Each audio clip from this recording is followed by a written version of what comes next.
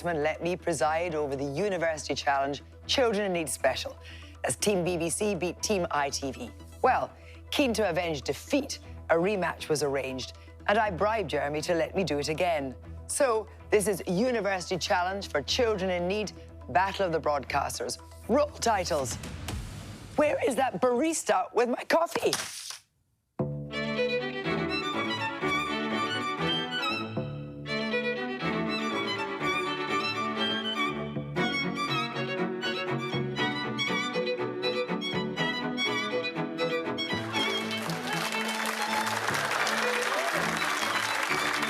The University Challenge Children in Need Special.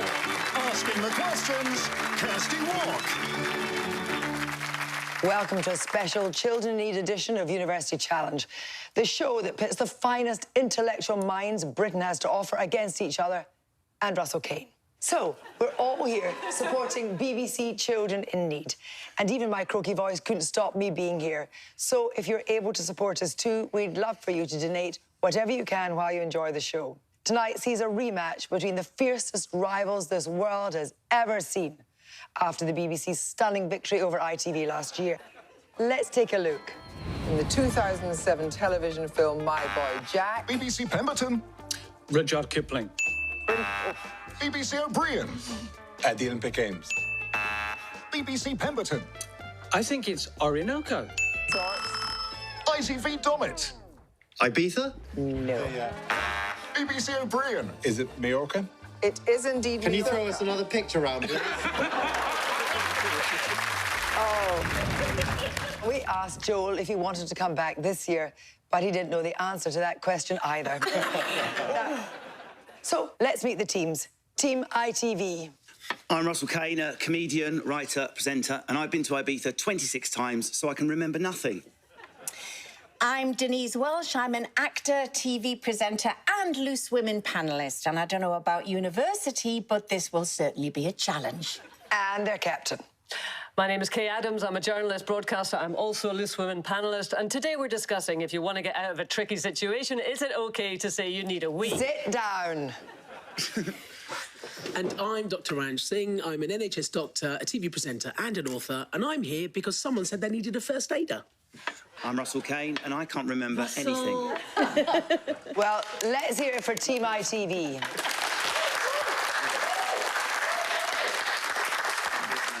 And let's see who they're up against. Team BBC. Hello, I'm Angela Barnes, stand-up comedian and panel show botherer, and I did not know Kirsty Walk had taken over hosting Mock the Week.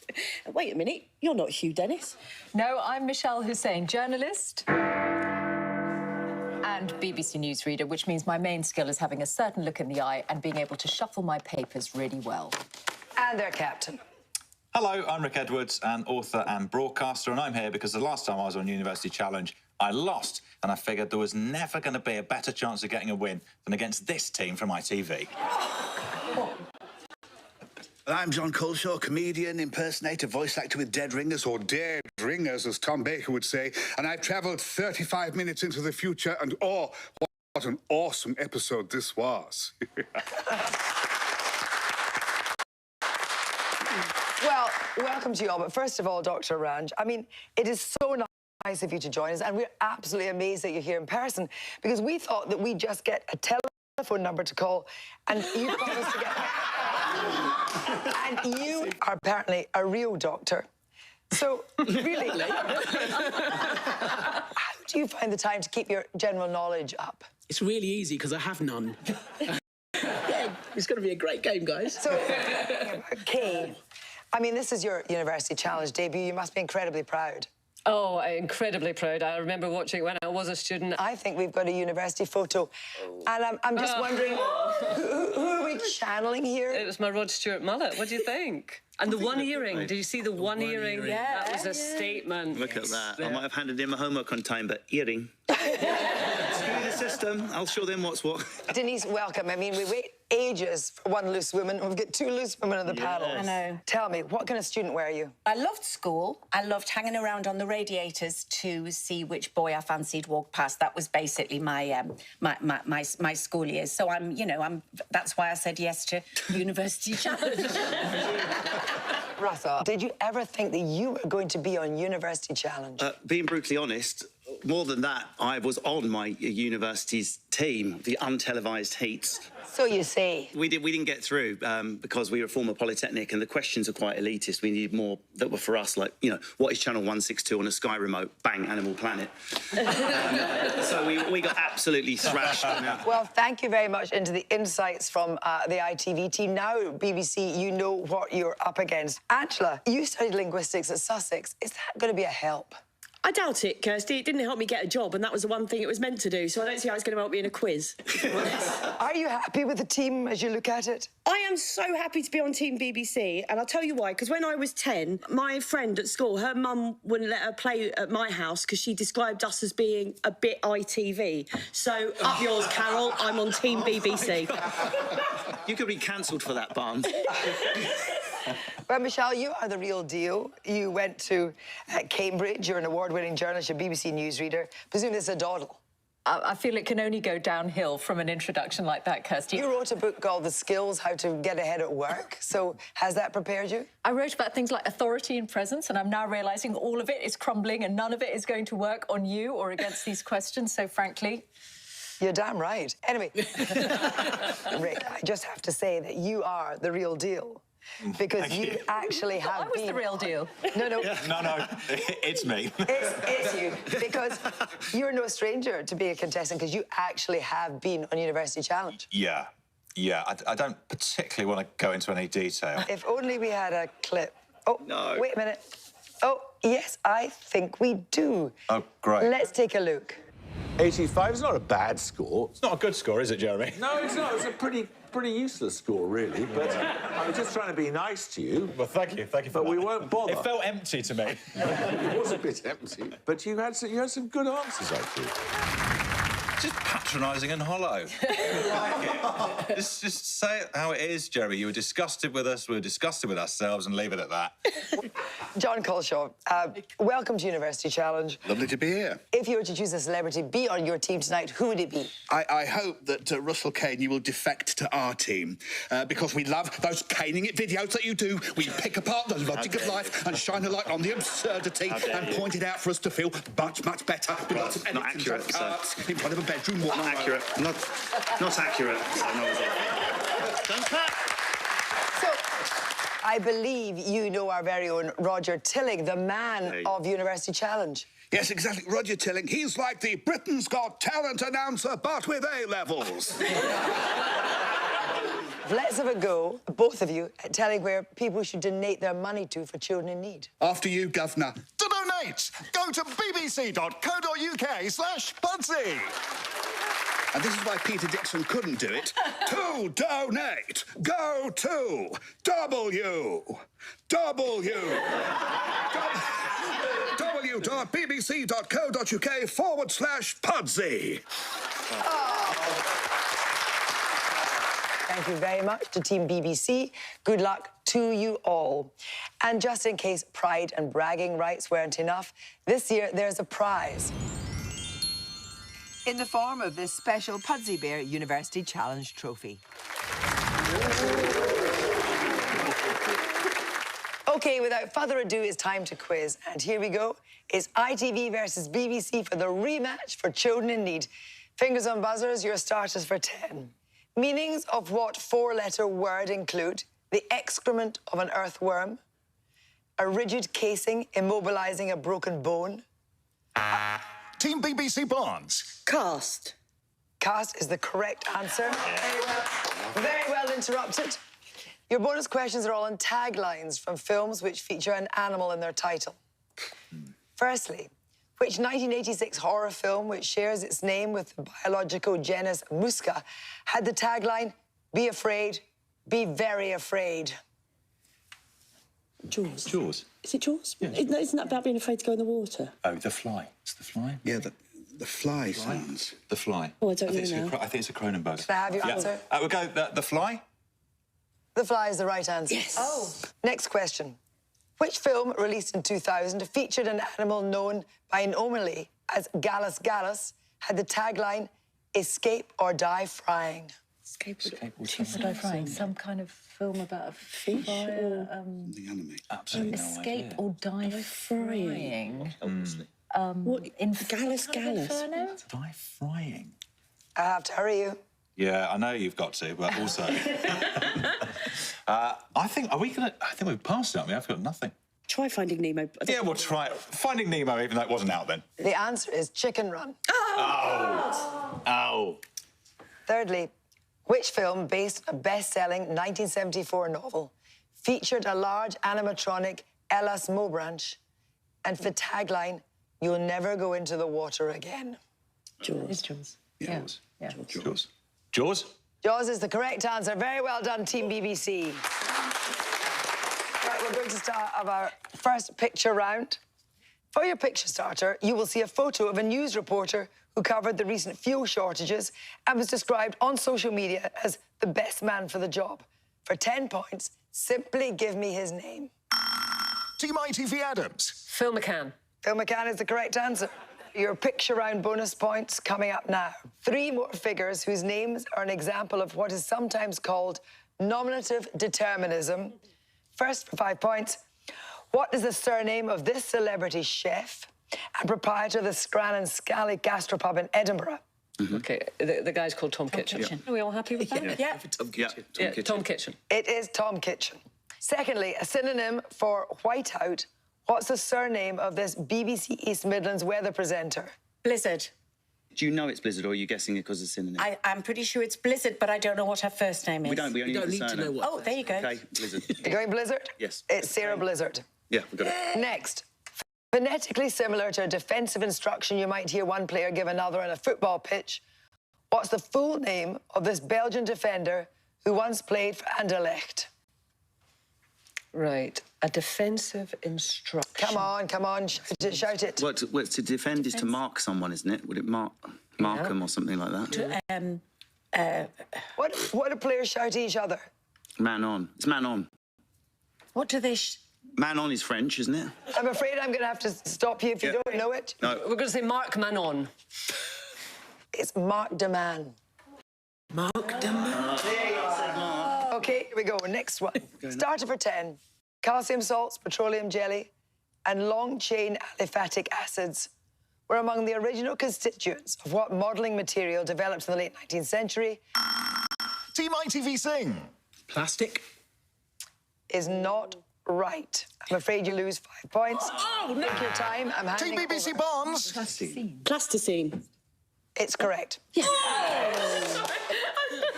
Love it. So, here we go, BBC. Your bonuses are in cakes and tarts. Oh, yeah. In each case, identify the item of confectionery from the description of the city or town. A market town on the River Wye in Derbyshire. Bakewell tart. It's going to be Bakewell tart. Don't, please. Bakewell. It's Bakewell tart. Yes, definitely. Bakewell tart. Is the correct answer. Yeah. A town in Salford on the former Liverpool and Manchester Railway. Yeah. Eccles, as in Eccles cake. Is the correct answer. Finally, the Scottish city on the Firth of Tay that's about 60 miles from Edinburgh and 80 miles from Glasgow. Dundee. But Dundee cake. Dundee. Dundee what? Cake. Cake. Dundee cake. It is. Very well done. You've given them the easy ones. With no help, Kay. Talking of cakes, doing a bake sale is just one of the many ways you can raise money for children in need, which is, of course, the reason we're all here this evening. This next film is just one of 1,000 ways that your donations help to save lives. This is Pippa's story. Pippa is the sassiest, most courageous, unstoppable little girl you will ever meet. She's just wonderful. On some days, Pippa's just like any other 5-year-old. On other days, even the simplest of tasks is difficult and painful. Pippa has a rare genetic skin disorder called epidermolysis bullosa. She was diagnosed with EB shortly after birth. Pippa was born with very little skin on her hands and feet, so it was very evident straight away that something wasn't quite right. We were told she might never walk. Chances are we'd be lucky if we have a teenage daughter. Because her condition is so rare, the hospital didn't really know what was going on to start with. It took 10 days from that point for them to give us a diagnosis of epidermolysis bullosa. We're there with this tiny baby, very, very pale. She had these huge open wounds all over her body. We had to dress her, so we had to make little boots for her, special dressings. It was really stressful and really, really difficult. Pippa's condition causes blisters all over her skin, inside her ears, up her nose, her eyelids, inside her mouth, every part of her body that contains skin, her scalp to her toenails. From holding her hand, from wearing clothes, walking, brushing her teeth, washing her face, combing her hair, everything will cause a blister if you're not extremely careful. We can have anything on a good day from 20 to 30 blisters to a bad day where we've got maybe 200. 2 seconds. A daily routine of balms and oxygen baths brings some relief to Pippa and reduces the chance of infection. Treatment is more damage control than treatment. Things like wearing all her clothes inside out, minimising her amount of walking and what she does when she's out of the house. It hurts when my blisters are done. EB regularly reduces Pippa to tears. She takes morphine for the pain. She can't get out of bed some days without having paracetamol. As a mum, as a parent, it's really hard to see your child in that amount of pain. You don't want to hear that from a child. The only guarantee is tomorrow Pippa will have blisters. There's no hope for change at the minute, so there is nothing we can do to take it away. Pippa's manual wheelchair will cause blisters on her hands. It means that if she's in school, she can't chase around with her friends. That makes Pippa feel very left out. Not being able to get somewhere or not being able to access something is very, very difficult for a child. It is heartbreaking to see that. But Pippa has been given a lifeline, a new state-of-the-art wheelchair which has given her some real independence and opened up the world of the great outdoors. Thanks to charity New Life, which receives funding from children in need, young people like Pippa can have their lives transformed by specialist equipment that families might otherwise be unable to afford. Pippa calls her wheelchair Tiger Tracks because it's orange and we've decorated it with tiger stripes. It doesn't really look like a wheelchair. It goes extremely fast, which for a 5-year-old is always a great thing. I like playing with tracks because it goes super fast. She can do 360 spins, she can go through puddles, she can go off-road, she can go on sand, over mud, through the woods. The Tiny Tracks has given Pippa and us as a family a lot more freedom. When we see all of the kids, her friends, that a lot of them are envious that she has this wheelchair that it is fun to drive, so it makes her feel that being different can be a positive as well. Tracks is a good wheelchair. For Pippa, Tiny Tracks really has been life-changing.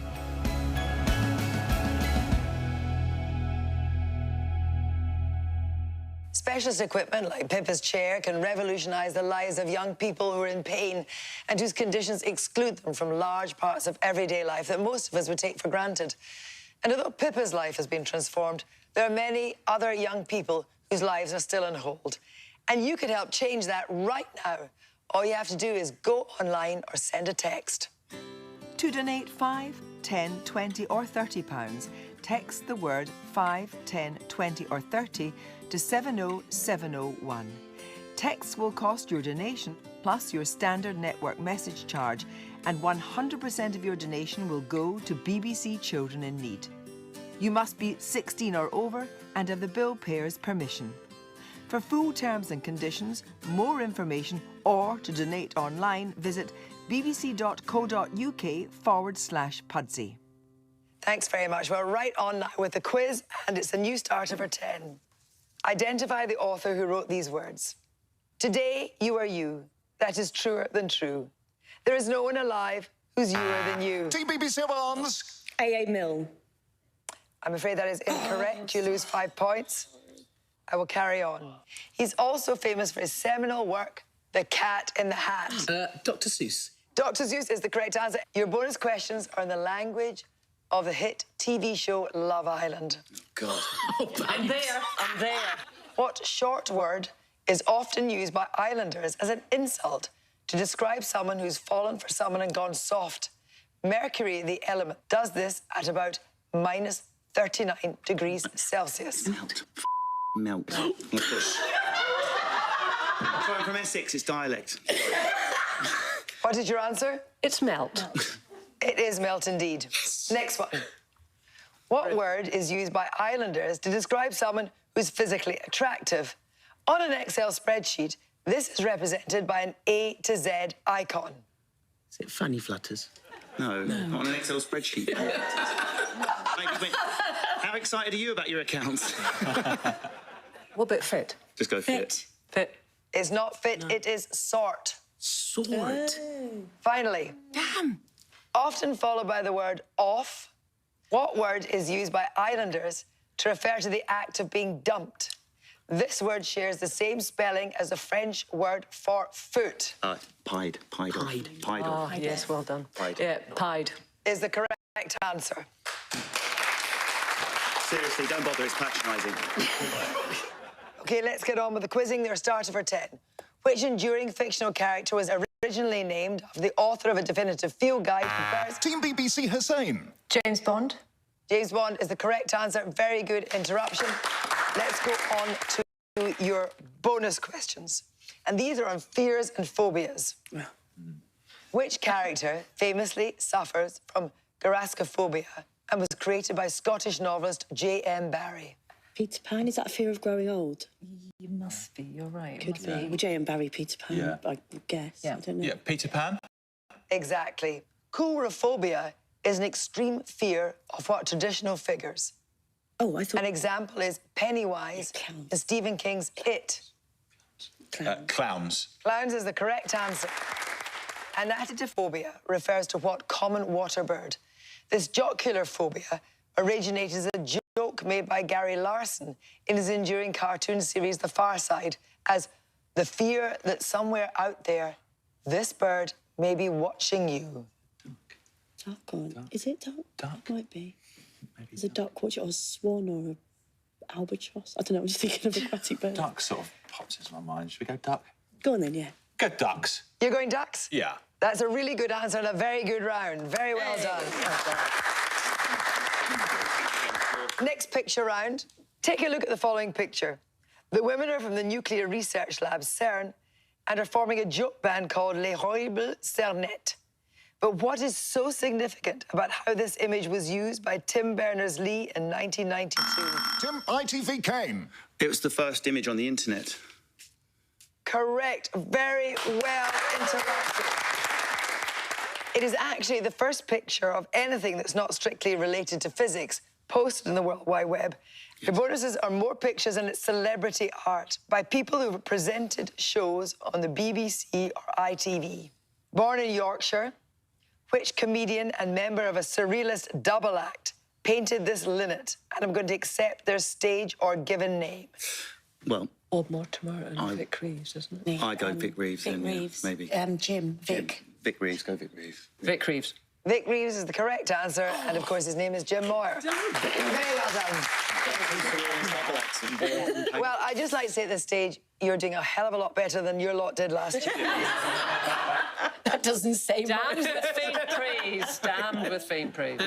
Born in Birmingham and educated at the University of Manchester, which comedian painted this piece entitled Boris Johnson on an Egg?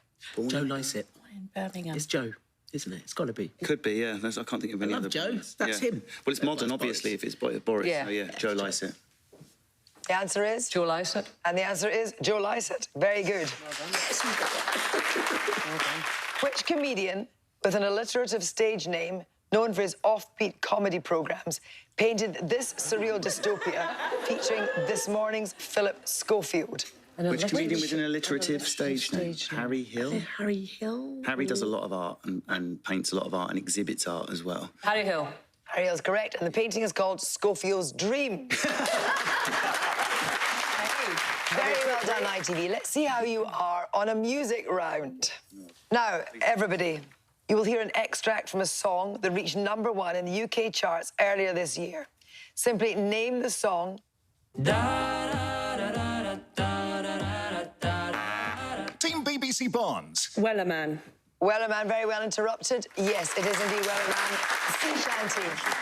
OK, your bonuses are on BBC and ITV stars who've released covers of songs, so help me.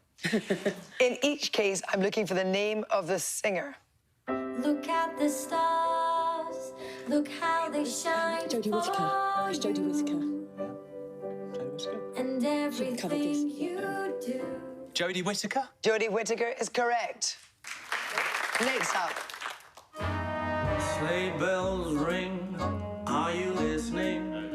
In the lane, snow is glistening. Who sings a love song as we stroll along? Alexander, but I don't think it is. It doesn't sound... Any other thoughts? But he sort of feels like the kind of thing he might cover. Yeah. Doesn't sound like him, which isn't encouraging. I've not got a better idea, unless... Well, we don't think it sounds like him, but we're going to say Alexander Armstrong. It doesn't sound like him, and it isn't Alexander Yeah, Armstrong. that's what we thought. Good. It is Chris Kamara. Yes. Oh, wow. Yeah, sure. Wow. Here's your final music bonus question. Yeah,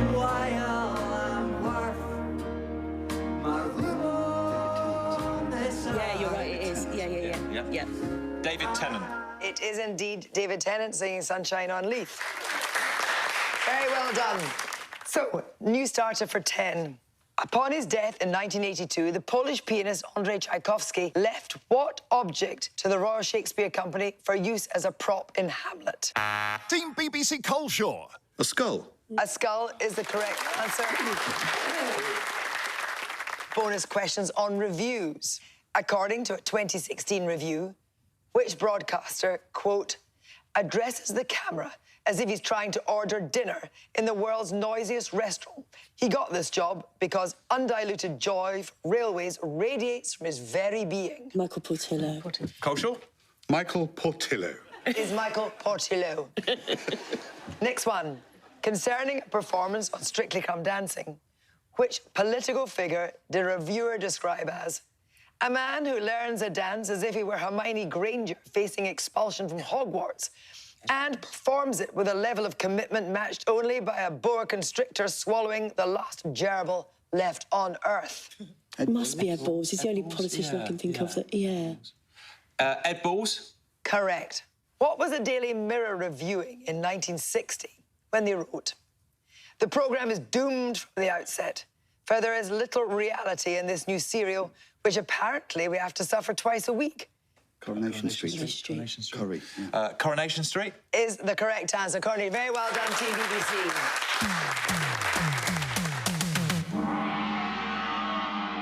That sound means it's the end of the match and the final scores. And the winners are the BBC. What are you going to do to celebrate tonight? Just go and study our books, I think. Yeah. Like squares. Number up for next year. Just square guys, yeah. You're just square guys, just going to go back to studying? Yeah, I think so, yeah. Ready for next year? It's working for us. Good. And you are the undisputed losers for the second year. Thank you. Better than Joel Dommett, and that's all that matters. So, what do you think So went the questions wrong? were wrong. But because it's for fun, we'll just let it slide. The questions were wrong. A bad workman always blames his tools. Yeah, and you're the tool.